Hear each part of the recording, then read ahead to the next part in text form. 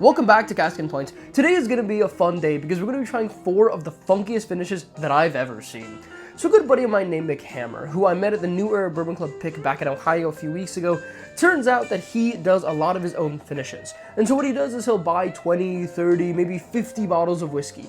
He'll then get the same exact stave, he'll toast it or he'll dip it or doing something funky with it.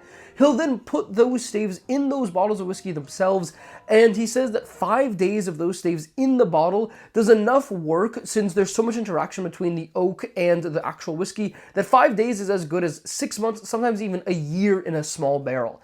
And so that's how he likes doing his finishes. He then makes all these cool labels, and I'll be putting them on your screen throughout the course of this video. But today we're going to try 4 that he got to share with me that I'm really excited to try, and they're all really weird. So let's break down what we actually have here. So in first, we have Jack Daniel's single barrel proof pecan finish. So what he did is he took the Tennessee whiskey that's barrel proof, really good bottle of whiskey, $60 on the shelf everywhere. He then finished it with heavily toasted pecan wood staves from Texas. In second here, we have Rare Breed Amburana. So what he did is he took Rare Breed Wild Turkey, the normal $50 bottle, he then finished it with good old Amburana staves. In third here, we have Rio Grande, as he calls it. So he took Penelope Barrel Strength and then finished with Amburana staves and local Ohio honey. So he actually just mixed some honey in it, which is why the consistency of this is actually slightly thicker than normal whiskey, which is really cool and just a play on, obviously, Penelope Rio, which is an Amburana and honey finish. And in last here, we have Ranch King. So he took 100 proof Old Forester, then finished it in Mesquite wood, which is his own take on Old Forester King Ranch, which is a Mesquite wood finish, about 105 proof whiskey. So we have 4 really weird finishes here today, and really just playing on a lot of things that do exist, such as the Rio and King Ranch, and then making his own versions of them. These are really cool, and I want to try these because these are the kinds of things that people can really do at home. I know it's a lot of work to get a barrel, to buy a lot of honey, to buy a lot of bottles, and really do all the finishes yourself, but buying one $60 bottle and a couple of staves, and then mixing them yourselves and seeing if it really turns out to be a great product, well, that is something everybody could really do, and the fact that these finishes only take 5 days is really, really impressive, and also makes it so that a lot of people could do them if they wanted to do them. So let's get right into it, and let's try and see if these things are pretty good or if they're kind of just weird and hard passes. So we're going to start here with the Jack Daniel's Pecan. So like I said, this is heavily toasted pecan wood in a Jack Daniel's single barrel proof Tennessee whiskey here. And on the nose, there's a good amount of pecan on this. There's still a good amount of the good old Jack Daniel's charcoal and banana on this, which I do really like. It does seem like 5 days isn't over finishing, which makes sense. Yeah, overall, this honestly smells very similar to a Jack Daniel's single barrel proof and just a really strong pecan note. But the thing is, there's typically some nuttiness on this already, and so the pecan isn't really adding an incredibly different element. It smells really nice though. There's caramel, there's oak, there's toasted oak on this. Definitely a good amount of vanilla on this. And you still have those Jack Daniel's banana and charcoal on this. That smells really good. Let's try it.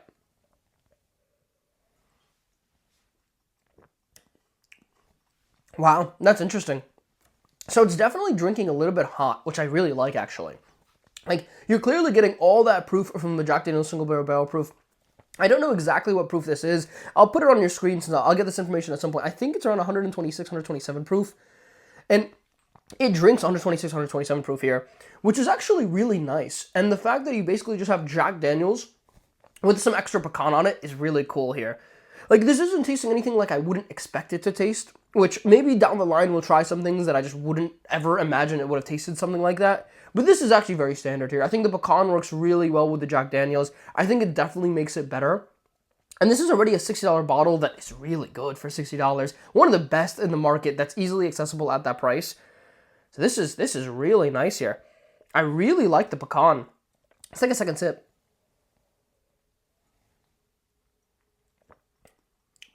Solid. Very solid. The pecan is growing in further sips, and actually it's kind of opening up to a little bit of red fruit on it, which I don't typically get on the Jack Daniel's single barrel proofs. So that's really nice. That's really good. Oh my god. So we actually did bring this exact one to the barrel pick in Ohio, and I did actually try it here, but it was late in the night, and so I don't remember it particularly well, but this is really enjoyable. And for a bottle that's $60 and just taking your own heavily toasted pecan wood, I don't know how easy it is to get that kind of wood. I can't imagine it's super difficult. And for the improvement on this whiskey, it's well worth it here. I mean, I'm thinking this is honestly close to an 8 in the rating system. Really nice. Let's take a third sip here. And I'm just going to give it a rating on this run. Since we're not really comparing these things, we're kind of just trying 4 different whiskeys here. I'll just rate them because we probably won't really go through them unless there are similar notes. So I'll take a third sip here. I'll give it a rating and we'll move on to our second pour.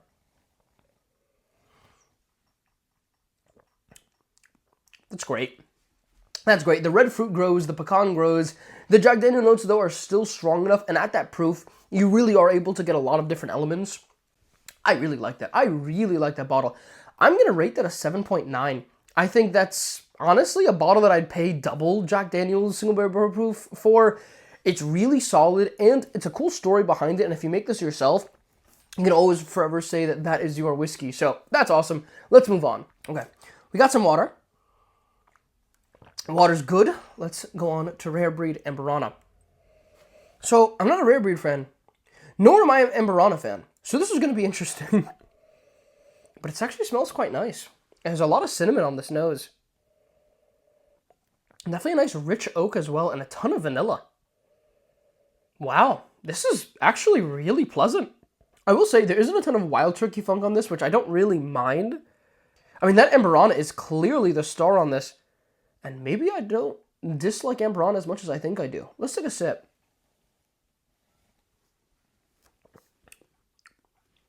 Okay, it smells incredible. It is a little bit flat. I do wish the proof on this was a little bit higher. Now, using more advanced mechanisms, you can actually increase the proof on your whiskey, but I don't know if it's really worth all that.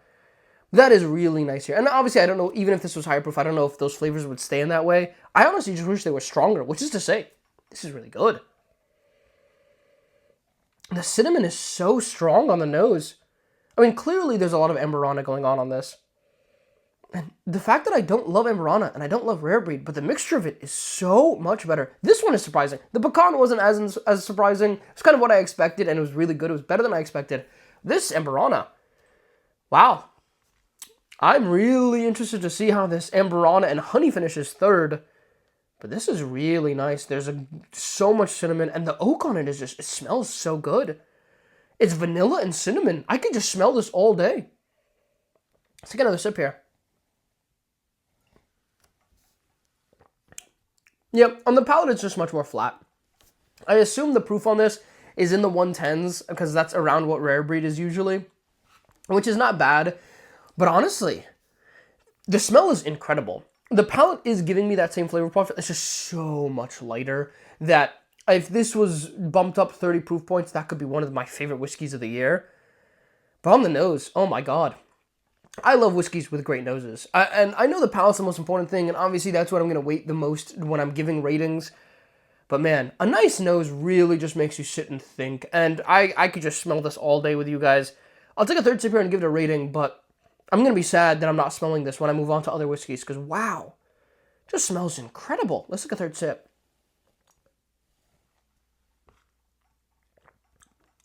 A good amount of sweetness, a good amount of caramel, a good amount of that Amburana oak, a good amount of that cinnamon, a good amount of that vanilla. That's delicious. That's delicious. I honestly have to rethink if I like or don't like Amburana after drinking that, because that is really, really nice. I'm going to rate this a 7.7. It's definitely not as enjoyable overall as the JD Pecan, because just that much proof on the JD Pecan is making it so much nicer here. But that nose is amazing. I mean, that nose, I would get that on a whiskey that's high 8s, and I wouldn't complain. I'd get this on a whiskey that's probably a 9, and I wouldn't complain. It smells so good. I just wish it followed through more on the palate. But anyways, let's move on. Let's go to a Rio Grande. Like I said, the Rio Grande is Penelope Barrel Strength, which I'm also not a big fan of at all. Finished with, I assume, the same Amburana as this Amburana Finish Rare Breed, and then there's also some honey mixed in it. Now, the thing is with honey finishes, people tend to put a lot of honey into a barrel. They'll leave that honey in it for a few days or a few weeks, and then that honey will kind of seep through into the wood, and then they'll drain the honey and then put in the whiskey. The thing is, though, that method isn't perfect, and so a lot of people just kind of taste like it's honey mixed whiskey anyways. And so what McHammer did here is just mix honey in it, I believe, which is kind of funny, but he says it gives it a very similar effect. So we'll find out here. And if this is that good, we're going to have to side by side against Penelope Rio. Wow, this smells incredible. Let's take a sip.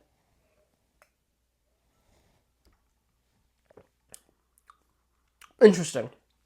Interesting.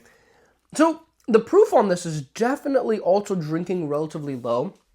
I think the honey and the Amburana really tamed it out.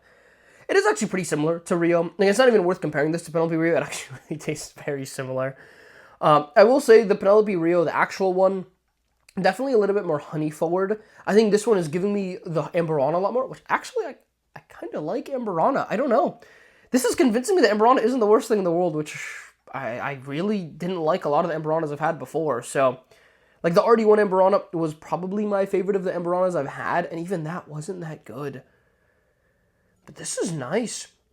And I like that you're getting that much more Amburana on it. I like that this isn't just honey. I think the Penelope Rio is just honey. It's the point where it's not even interesting whiskey.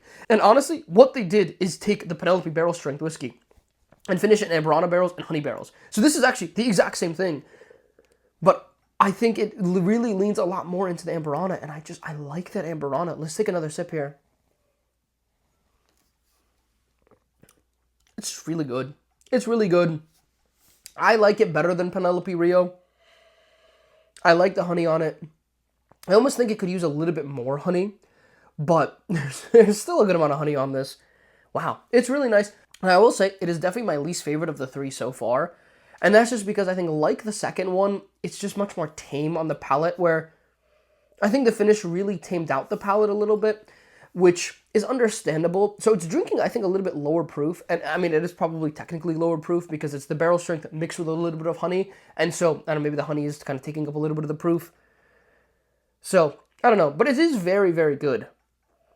And the fact that Penelope Rio is 98 proof, this is definitely better because it's just higher proof. It's probably about 110. Again, I'll put it on your screen so you guys know what the proof is. I didn't check. I should have checked before this video, but that's okay. That's really nice. Let's take another sip here. Let's give it a rating. I like that a lot. Definitely like it less than the other two. I'm going to rate this as 7.5. I think it's solid. I think it's better than Penelope Rio. I don't think it's that much better than Penelope Rio. I don't love the honey and the Amburana. I like the Amburana alone. I don't know. I'm just not a honey finish guy. Maybe that's just me, but I think honey finishes just kind of taste cheap. I really love honey, which is funny. I love just eating honey. I put honey in my tea. I sometimes even put honey in my coffee. I don't know, maybe I'm a little bit weird that way, but and like I really eat honey with a lot of things. Honey and yogurt, amazing, amazing. Love honey in my yogurt, but honey and whiskey just makes it taste cheap. I think it really takes over, but I think that finish is incredible. I think McHammer killed it on this one. I just don't think it's for me. But everybody's palate is different. I think a lot of people may like that more than me. I think if you like Penelope Rio, you will love this bottle. But anyways, let's move on. So, last up, we have 100 proof Old Forester, so the Black Label Old Forester single barrel, finished with mesquite wood from Texas. So, really taking the King Ranch and making his own, calling it Ranch King, I think is very cool. And I'll be honest, I'm not the biggest Old Forester King Ranch fan. I think for $90, it's unique enough that it's probably worth a spot on the shelf.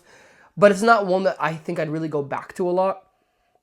Although, funny enough, when I owned about 30, 40 bottles and I wasn't doing the channel or anything, I had a bottle of Old Forester King Ranch. And actually, I did go back to it quite a bit. I actually do think there's a lot of flavor given the proof. So, maybe it is actually a bottle that I think more people should be buying. At $90 is a little bit expensive. I was able to get mine for $60 because a buddy gave me that for what he had paid for it, and he had gotten it before the prices had jumped, I think, on the more recent batches. I think the first batch it was about $60. So for $60, it's very well worth it. For $90, it's a little bit harder, but it actually is a pretty nice daily sipper. Anyways, I digress. This is really nice. This is really nice. There's definitely that nice Old Foresterness on it. That nice barrel char on it. There's definitely the mesquite on this. I'm definitely getting some tobacco smoky notes here. But a good amount of caramel and vanilla. Like, the vanilla is really surprising me. And honestly, a lot of these, the vanilla is very strong. Definitely more vanilla than Old Forester King Ranch. Let's try it.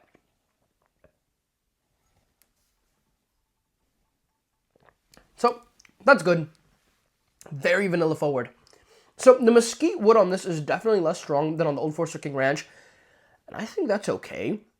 I will say, there's a lot of cherry on this. So, The Old Forester Black Labels, some of them give me a ton of cherry, the ones that I've had. Some of them don't give me any cherry at all. I assume that the base whiskey here was very cherry forward, like really cherry forward. And so the Mesquite wood is definitely taking away a little bit of that and giving you some vanilla and some tobacco. But that Old Forester single barrel 100 proof is really shining through on this, I think. In a way that I feel like this is the least strong of the four, where I think the Pecan is really noticeable in the first one. I think the Amburana is really noticeable. I mean, it's a whole different whiskey, I think, on the second one. I think that's probably the biggest improvement from the original product. And then, I think on the third one, you definitely have the Honey and Amburana. I think on this one, I mean, on the nose, there's a little bit of the tobacco mesquite wood on this. But that Old Forester 100 proof is really strong. Like, there's just so much cherry on this that isn't as different from an Old Forester 100 proof, which also isn't a bad thing. I mean, it's a good bottle of whiskey. I think it's, for $50, it's one of the best bottles of whiskey if you can find it. It's just, you can't really find it anymore. I don't know if I've ever seen it in person here in Connecticut or in New York, so that's a little bit unfortunate. But anyways, let's take a second sip here. Let's give it a rating.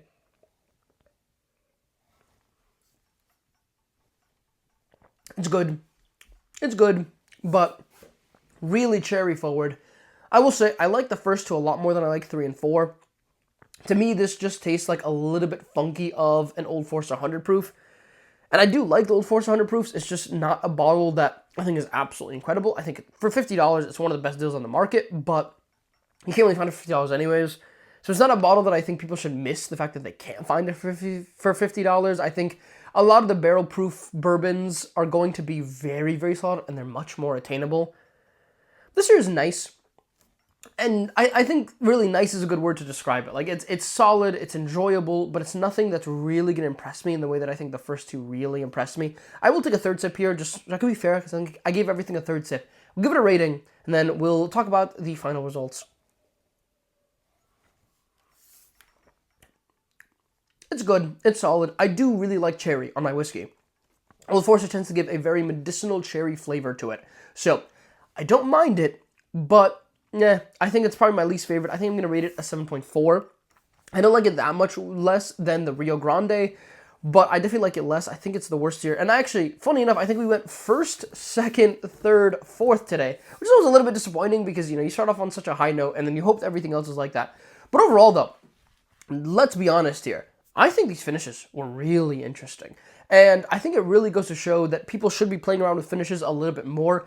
I've never been one that's played around with finishes yet. I don't own too many bottles of whiskey. I mean, I own some bottles of whiskey, but there are most of the people that are at the point where they're doing finished bourbons themselves. I mean, they're buying 30 bottles just for that finish, and they own more than I do. But it's very interesting here. I think this JD Pecan was amazing. I think you took a whiskey that I would typically rate in the mid-7s, brought it to the high 7s, which is an amazing improvement. I think this Wild Turkey Rare Breed Amburana was the greatest improvement, even though it's a 7.7, which is lower than the 7.9. And I don't even like Rare Breed on Wild Turkey that much. But the Amburana on that is just totally fixing. I'm going to take another sip of this. It's great. That's really, really nice. I really like this bottle. That's probably the biggest surprise of the day and the biggest improvement of the day, I think, from the base whiskey. It's really, really nice. I think the Rio Grande is interesting. I think it's better than normal Penelope Rio. I don't think it's that much better than normal Penelope Rio, but it's still really cool and still probably way cheaper than Penelope Rio and also attainable because he did it himself. And finally, I think on this Ranch King, I think it's good. I think it's a slight improvement above the Old Forester King Ranch, but not by much. But also, again, $40 cheaper if you get it for $50 and just do the finish yourself. So, overall, I think people should experiment more. I'm really interested in these experiments. I am really excited to see what a lot of people are going to be doing and messing around with whiskey. I think it's a lot of fun. It's definitely an avenue that I know I probably won't go down myself in the whiskey endeavors. I think I'm very much I want that bottle to be the best possible whiskey it can be. I don't want to do anything to it. I don't like watering down my whiskey. I don't like putting ice in my whiskey. I don't like finishing my whiskey myself. But I think it's an avenue that I think a lot of people should go down. Definitely more than the number of people that currently go down it, because there's a lot of fun and there are a lot of experience you could run, and this was really fun. So thank you, McHammer, for sharing. Could not have done this without you. These were really, really enjoyable whiskeys, and this JD Pecan was amazing. This Amburana was also amazing. I think the other two, they were good. They're good. Not exactly my style, but I could see how a lot of people would really enjoy them. So anyways, I hope you all enjoyed it. I hope you all have a lovely rest of your day, and I'll catch you all in the next one.